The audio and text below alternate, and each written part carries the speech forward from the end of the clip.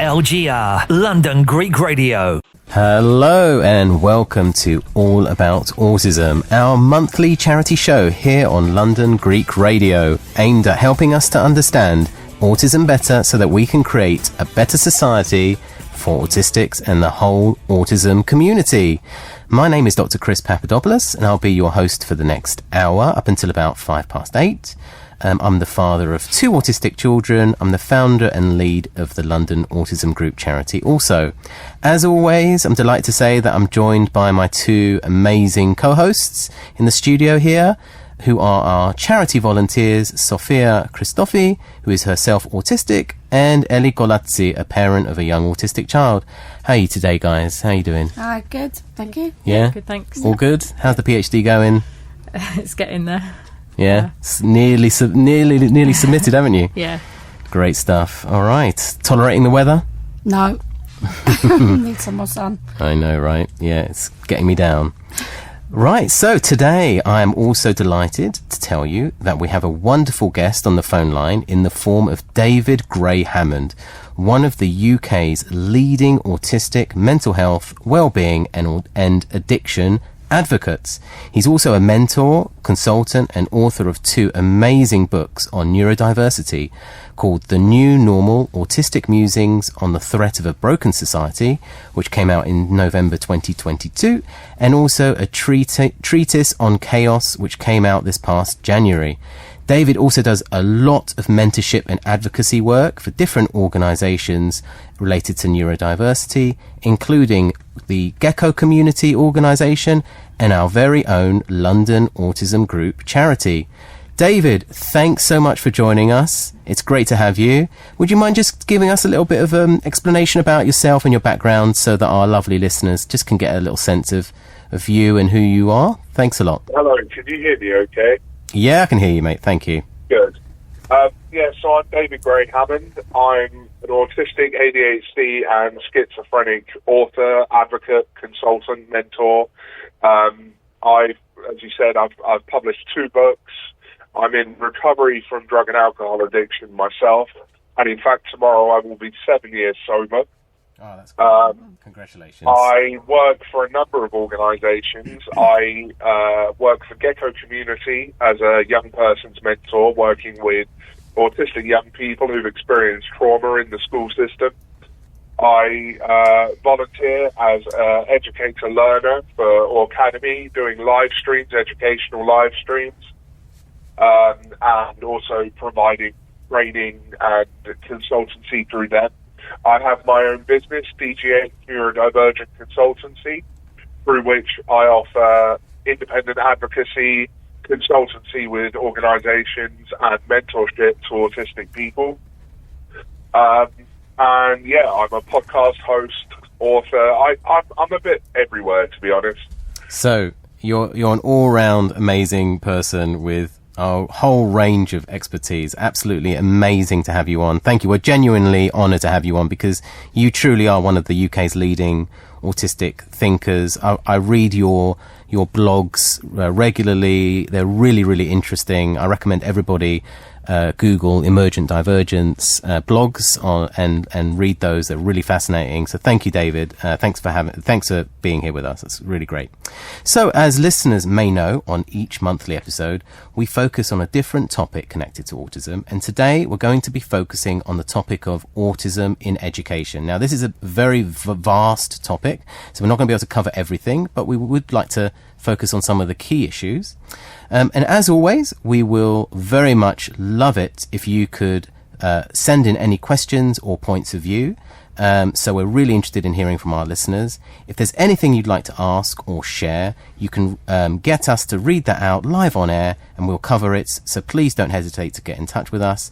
The number to text us is 0737 661 1033. That's 0737 661 1033, or you can email us at studio@lgr.co.uk.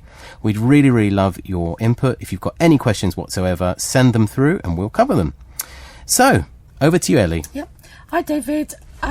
So a question that I've got is, what kind of support do autistic students get in UK primary and secondary schools?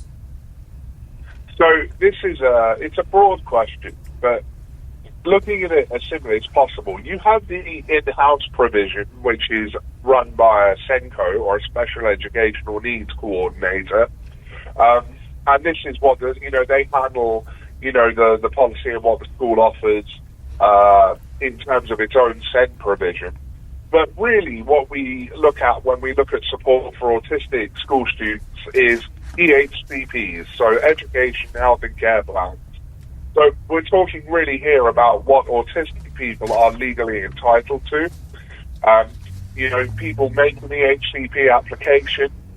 It's then assessed by the local authority, and they look at the needs of the autistic student with regard to their educational placement, their health needs, their social care needs, and they decide what provision will be provided to the autistic student.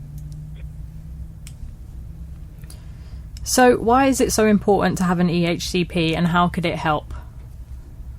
So EHCPs are they're important because they are a legal agreement between your child and the local authority as to what provision will be made to accommodate their disability.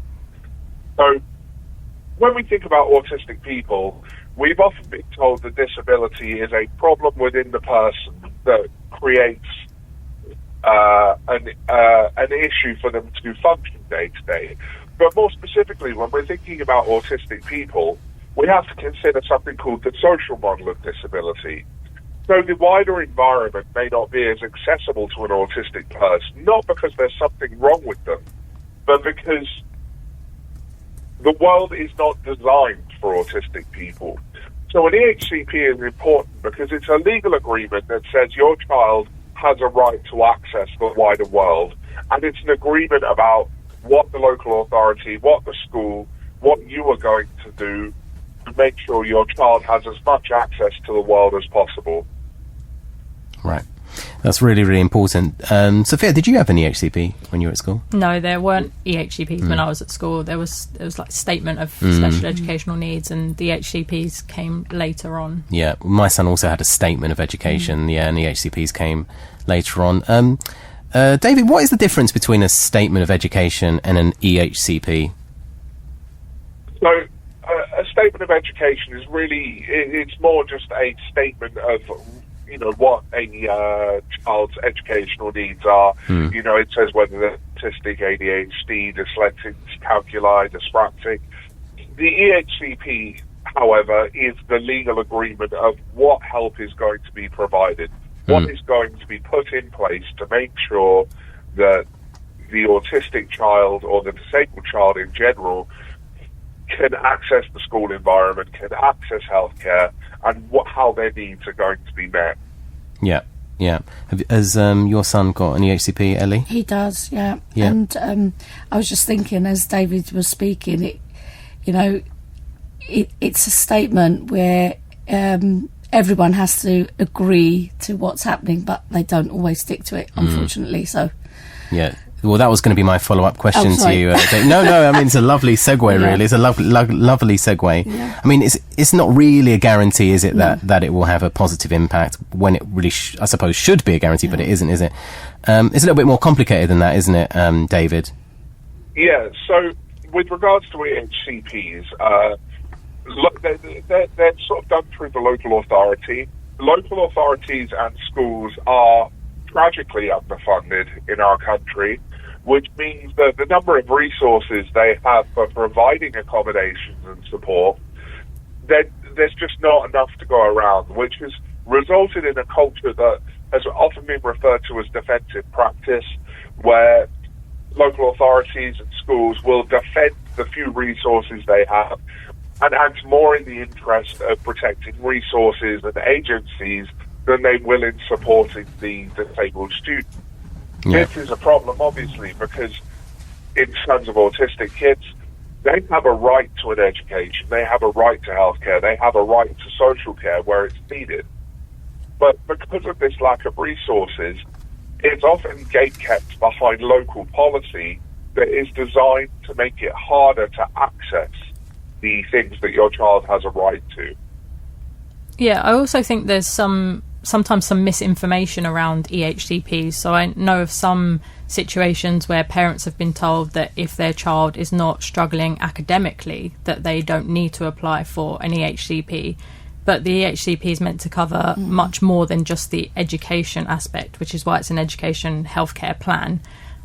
So I think sometimes there's a bit of incorrect information going around, and then parents are not sure whether their children are eligible for an EHCP, and it becomes a bit of a battle to get one.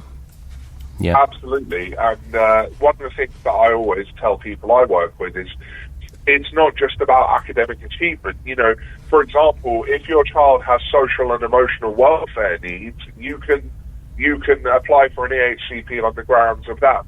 It's not just to do with what's going on in the school. An EHCP is supposed to be holistic and look at the child's entire life and the environment around that life, and not just the school environment. Yeah, really, really interesting and important, because, of course, the school is obviously a very, very important part of the child's life, but it's not the only context and part, is it? So it is broad. It has to be broader than that.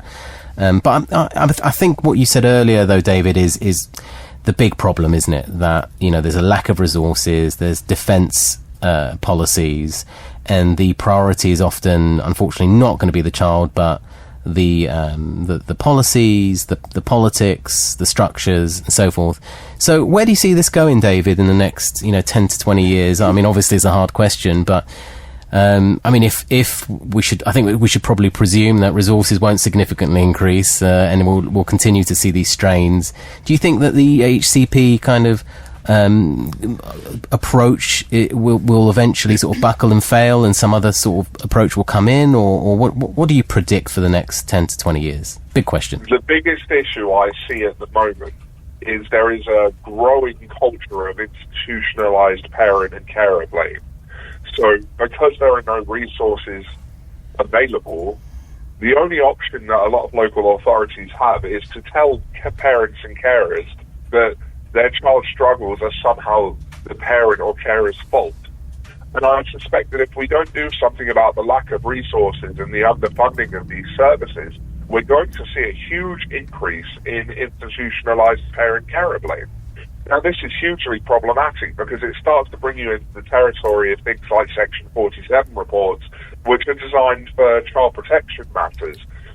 When you're fundamentally blaming a child's struggles on parenting, you are creating a child protection scenario that doesn't need to be there.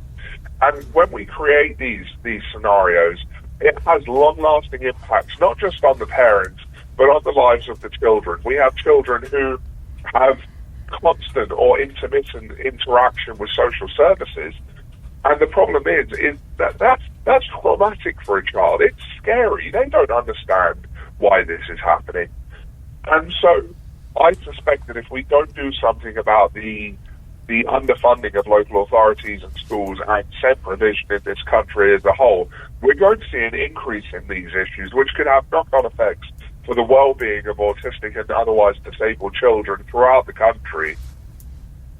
Yeah. No, I agree with what David's saying, absolutely. I think the blaming of parents, especially with behaviour issues, especially if they don't know what to do, it's the first port of call is, parents, what are you doing? Why is this child behaving like this? You must be doing something, or control your child. You can't control it. What's going on? So I think training and the resources is so important. Yeah, and I think I totally agree, Ellie. And I think, as David is saying, it's about the way in which we want to go about these things ultimately, institutionally, culturally, as you know, as the local authority, as the school, as the educationalists, as the stakeholders. How do we want to approach this? Do we? I think that's the thing, isn't it?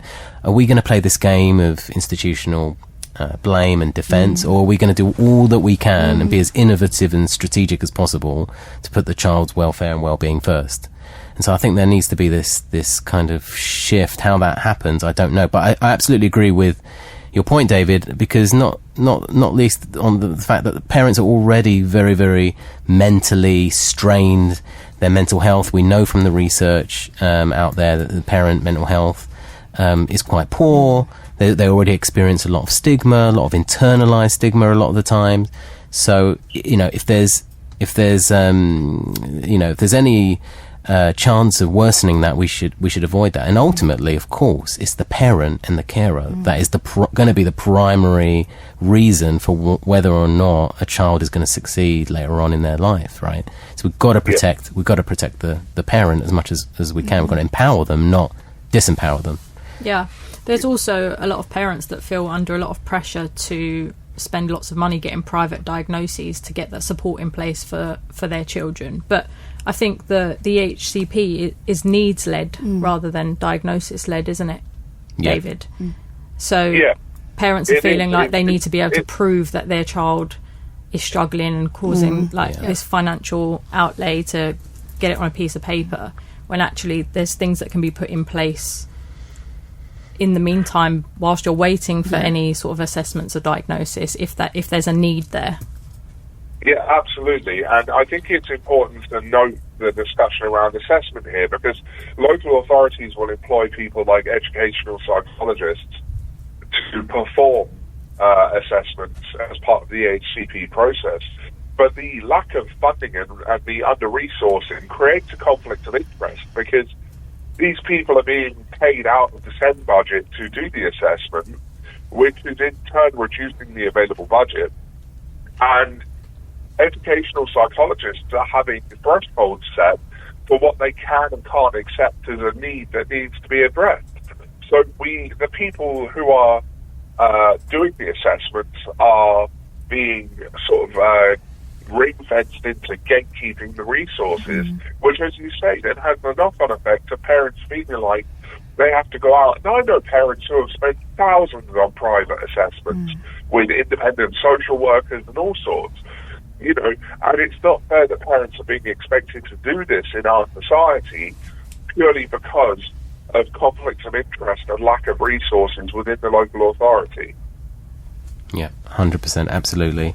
Well, thank you for that, David. A reminder to our listeners that you can text us at 0737 661 1033. That's 0737 661 1033, and we'll address your points of views. We'll share them live on air. So do feel free to do that. And yeah, thanks for tuning in. This is All About Autism. Right, so before we move forwards, we've got a question here from a listener who's texted in. His name is Jimmy. So Jimmy says, "Hi, I'm really enjoying the show. It'd be also very useful to hear about the often hidden fact that it can not only be a school that can apply for an EHCP, but a parent can also apply for an EHCP if they feel that their child's needs would be met by it." So that's a very, very important point. That's correct, right, David? Often parents will be the ones who will initiate the EHCP process, and I would always advise any parent doing this to first of all look at what's called the local offer. You go on your local authority's website, the council's website, and you search for the local offer. It will show you everything that's available with regards to special educational needs provision. And you can usually find a portal for an EHCP application on your local authority's website. And what you do is you fill out the application, you initiate the process, and they then have 6 weeks to respond to you. Now, if you can't do it that way, there is a website called IPSEA, IPSEA, and you go on there and download Model Letter 1, and that you send that to the head of Children's Services. You can also use that to initiate an EHCP assessment. Amazing. Thank you so much for that clarity. So obviously we're talking about EHCPs here and the important issues of supporting autistic children in school. You mentioned the SENCO. Could you tell us what the SENCO's role is, and explain perhaps a little bit about why the SENCO is so important in all of this, David? So there's often a bit of misinformation here. SENCOs themselves don't have to be experts in special educational needs. It's more of a management role. So SENCO training typically teaches you about resource management and policy implementation. So a SENCO is the person who, in a school, will ensure that the school's special educational needs provision is implemented correctly. They will work to make sure that EHCPs are implemented correctly, although, as we've discussed previously, often we will find that EHCPs are not implemented correctly. And this is why things such as the tribunal system exist. But the SENCO's role really is one of management. Right. Okay, so quite a lot of autistic children are also ADHD. Can you explain what ADHD is, please? Yes, so ADHD, again, there's a lot of misunderstanding here. Its name is Attention Deficit Hyperactivity Disorder. ADHD, though, isn't really about having a deficit in attention. So people think that ADHD individuals struggle to pay attention. It's more that they struggle to choose what they pay attention to. So I'm autistic and ADHD. I can hyper-focus on things very well, but I can't always choose what I hyper-focus on. I'm easily distracted and can go off on tangents. And, there could be issues with emotional regulation, which is the same as you see with autistic people as well. But really, it's about having almost like an impulsivity around what you pay attention to, which can be really challenging in the school environment, where you have this prescribed mode of what you should be paying attention to, how you should be paying attention to it. But interestingly, I would state that the research I've seen indicates roughly a 70% crossover. So some research is indicating that of autistic students, 70% of them would also meet the criteria for ADHD, and vice versa. Wow. And children with ADHD, they're particularly stigmatized, aren't they, often, because they can be misunderstood as naughty, as purposely not listening, as poor focus and easily distracted, and the teachers can sort of get quite cross with that if they misunderstand the situation. Is that right? Have I got a good view of that? I think of the what I call the innate neurodivergence, and we're talking neurodivergence that you are born with, ADHD especially takes a lot of moral judgment. So people assume that it's the naughty child, the class clown, the child who doesn't pay attention. They assume it's a choice, and it's not. That's just not the way that an ADHD brain works. We have a tendency to be impulsive, but that can also mean that we have wonderful sense of humor. We have unique insights into things. We have strong associative thinking that allows us to go off on tangents but tie those tangents back into the related topic. But the problem is that the school environment is not designed for neurodivergent people. So often these unique ways of approaching topics are seen as a failure rather than a strength.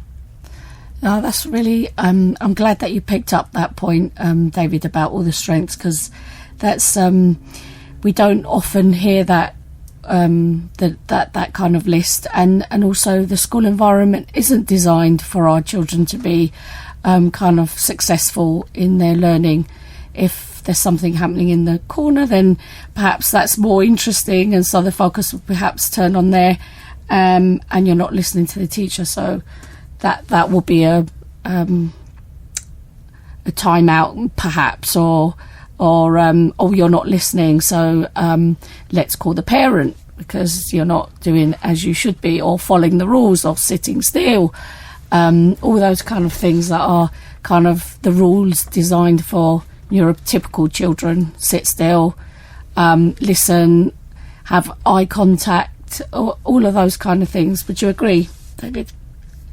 Yeah, I mean, the thing with especially ADHD kids is that they need stimulation. They need to be able to move around. They need to be able to interact with their environment. And much like autistic kids, often the times when they appear not to be listening by what I call normative standards, The times when they appear not to be listening are often the times when they are most focused. Really interesting. I mean, that says everything, doesn't it? Yeah, I can relate to that because my dad, Andreas, will sometimes say, "What did I just say?" because he thinks that I'm not paying attention. And I can feed back to him word for word exactly what he just said to me. But because I'm not looking in his direction or I don't appear to be focused, he thinks that I'm not listening, but I'm taking everything in all the time. Oh, that's a good point. And if that's misunderstood, right, to David's point, you know, if it looks like they're not listening, but really they are attentively listening, and then you say to the child, why aren't you listening, you know, in an aggressive way or anything like that, that can really destroy the child's sort of focus, well-being, motivation, right? I mean, the child is listening and they're being blamed again, possibly for something else. So it's really crucial the educationalists avoid these mistakes, right? Yeah. David, do you think that school staff are adequately trained to recognise things like autism, ADHD and other co-occurring conditions? And what are the consequences of failed support?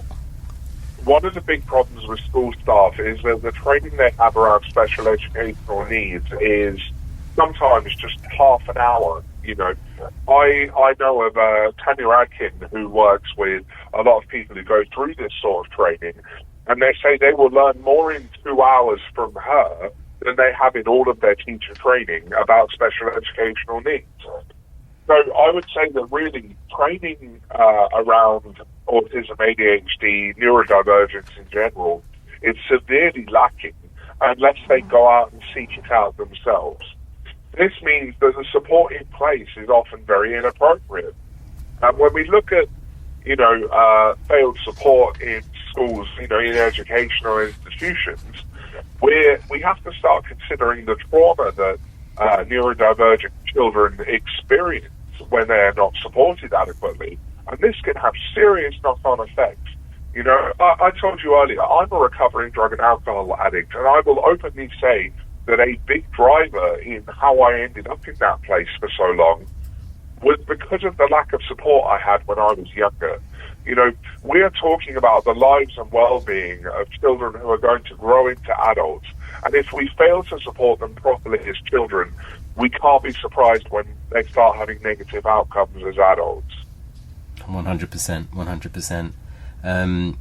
David, you mentioned, you know, neurodivergent children, and of course there are neurodivergence represents a wide spectrum of conditions. That includes things like dyslexia, dyspraxia, dyscalculia, and hyperlexia.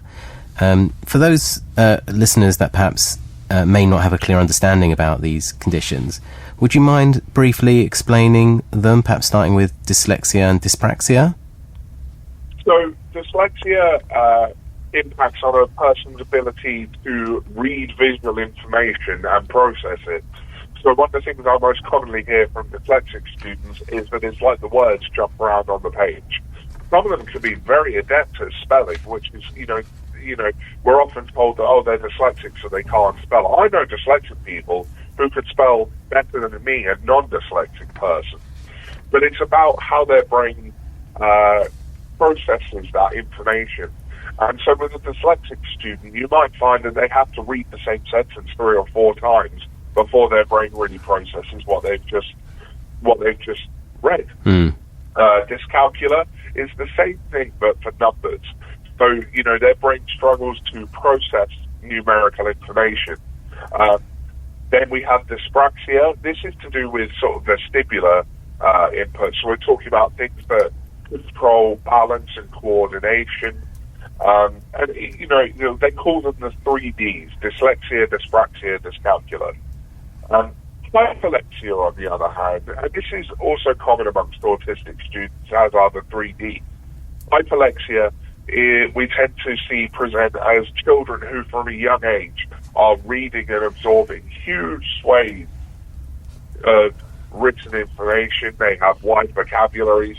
They're far beyond their peers in terms of what they're reading, what they're talking about, the words that they know, their ability to present information. But I would note that, you know, it's possible to be hyperlexic and dyslexic at the same time. Yeah. People don't realize that many dyslexic kids go under the radar purely because they are hyperlexic. Oh, it's such an interesting point. When you were talking about hyperlexia, Sophia here was nodding away. I think she identifies as hyperlexic. Is that right, Yeah, Sophia? we were just having this discussion before we came on air about how, as a child, I was self-taught how to read and got through the school books very quickly, and they had to ask my mum to find something that was more challenging but age appropriate, because I would just consume books like you wouldn't believe. So yeah, there's hyperlexia as well, but I don't think that's talked about that much. I don't think many people know about hyperlexia. Yeah. I'm hyperlexic myself, and at the age of 8, I was reading the works of Tolkien. You know, Wow. It was reading. I couldn't get enough of it, and as a result, I have quite a wide vocabulary now. Yeah, you're very articulate, David. Yeah, Sophia, go on. You were going to say? No, I just relate to that that need to just read and read and read. Yeah. And often children, when they're hyperlexic, their ability to read is really, really good, but sometimes the comprehension of what they're reading doesn't match.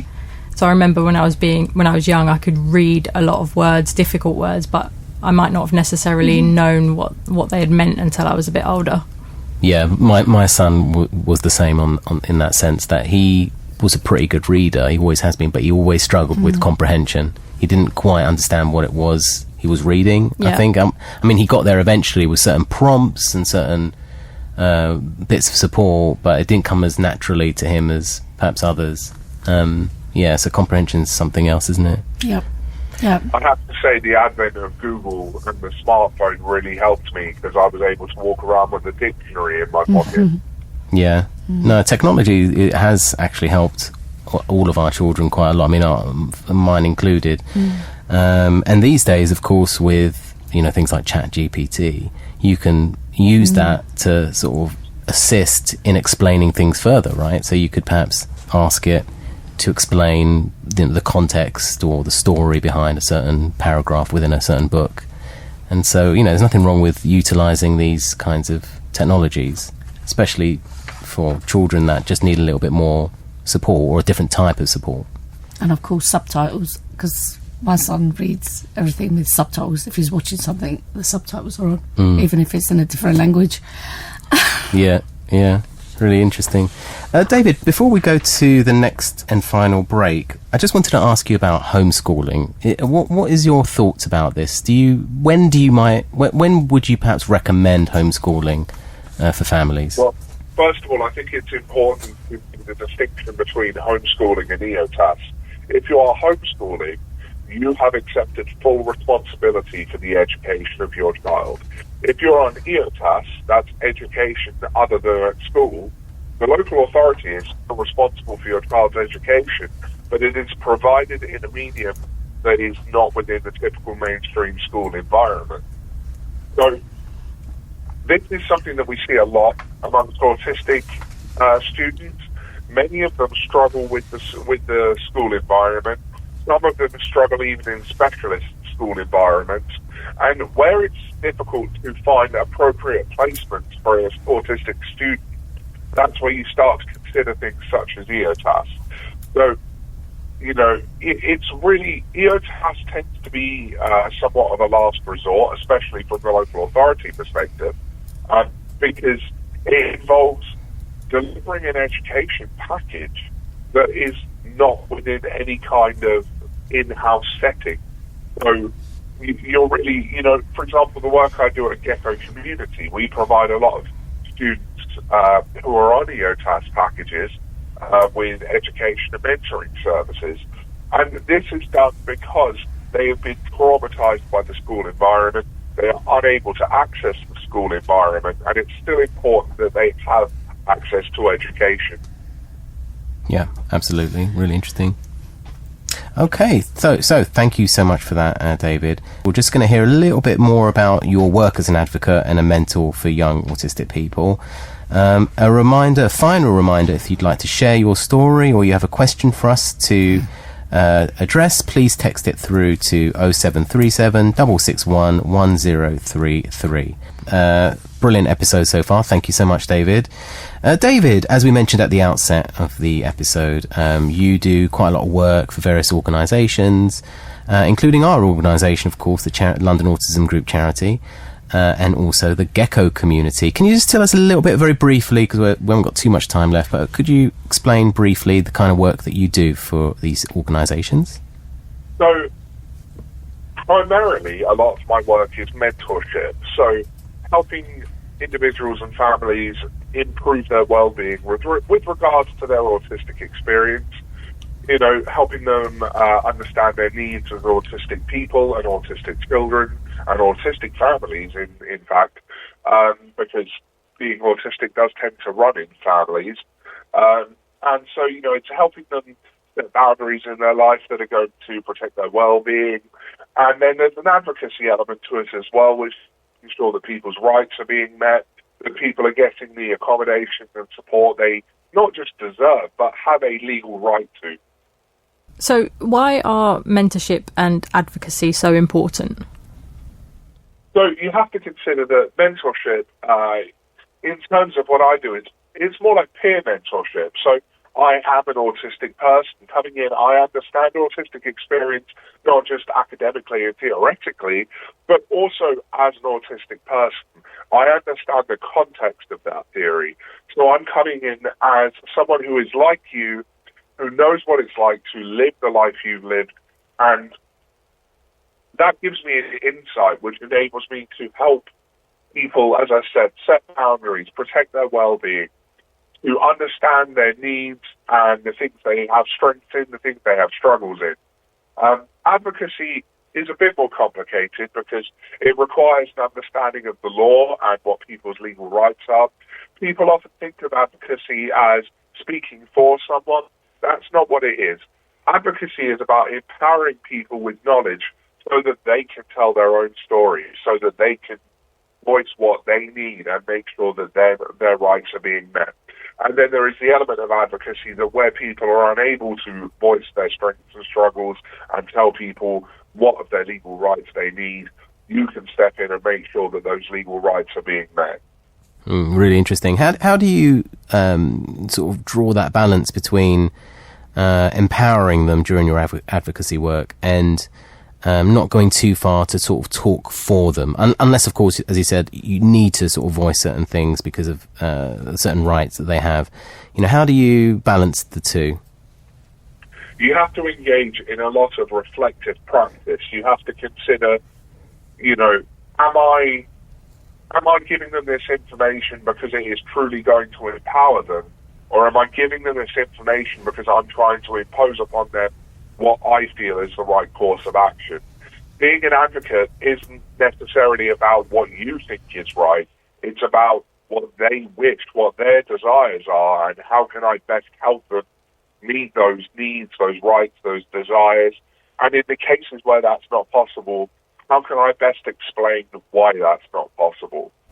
Really interesting. Well, David, whoever comes to you, I think I was extremely lucky. And so far, how you come across is, validating and what's important. What you said about not speaking for the other person, I think that's really important, and just empowering and listening to each individual needs, which is so hugely important and needed, because it's easy to sort of say, oh well, this is what you need, and put a plan in place, but I think working with the other person and listening is hugely important. It's the relationship as well, isn't it?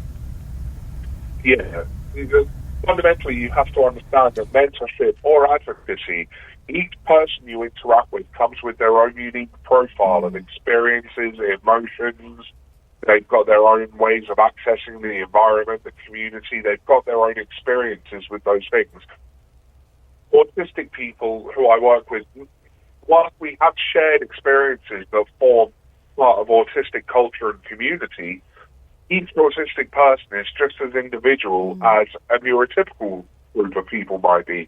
You're never going to find facsimiles within autistic culture and community. We are all human beings with our own individual needs, desires, strengths, struggles, experiences.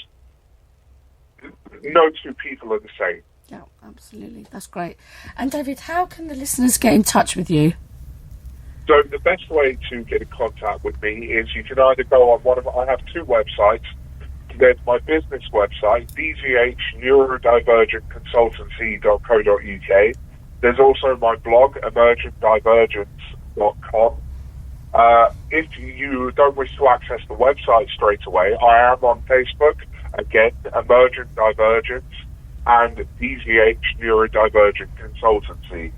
So you can contact me through those, or alternatively, if you'd rather use email, it's david@dghnneurodivergentconsultancy.co.uk.